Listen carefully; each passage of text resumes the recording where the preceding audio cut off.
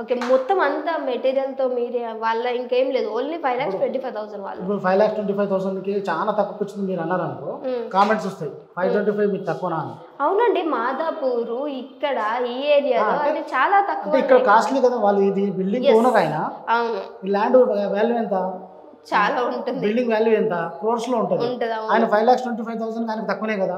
లేని వాళ్ళందరూ మీకు 525 మీకు తక్కువ అని మనం ఎవరు తక్కువ చేసి చేయట్లేదు. ఆయనకైతే తక్కువనే కదా. సో ఇప్పుడు ఒకవేళ వేరే వాళ్ళు మన దగ్గరకు వచ్చి ఇలానే కావాలి అంటే వాళ్ళకి తగ్గ బడ్జెట్ లో చేసేవి చేసేవచ్చు మేడం. ఇది పెద్దగా ఉంది. ఇది 18/23 అంటే పెద్ద సైజు. అవును. ముందు వచ్చేసి మనకు ఒక షెడ్ వచ్చింది. ఉమ్. తర్వాత ముందు సైడ్ కూడా ఆయనకు కార్గేటెడ్ కనిపించకుండా కంటైనర్ అంటే కార్గేటెడ్ షీట్స్ ఉంటాయి. ఓకే. ఆ కార్గేటెడ్ కనిపించకుండా ఉండడం కోసం బయట సైడ్ కూడా సిమెంట్ కూడా వేసుకుంటూ ఉమ్. ఇంకా కొంచెం తక్కువ బడ్జెట్ లో కూడా ఇది చేసుకోవచ్చు.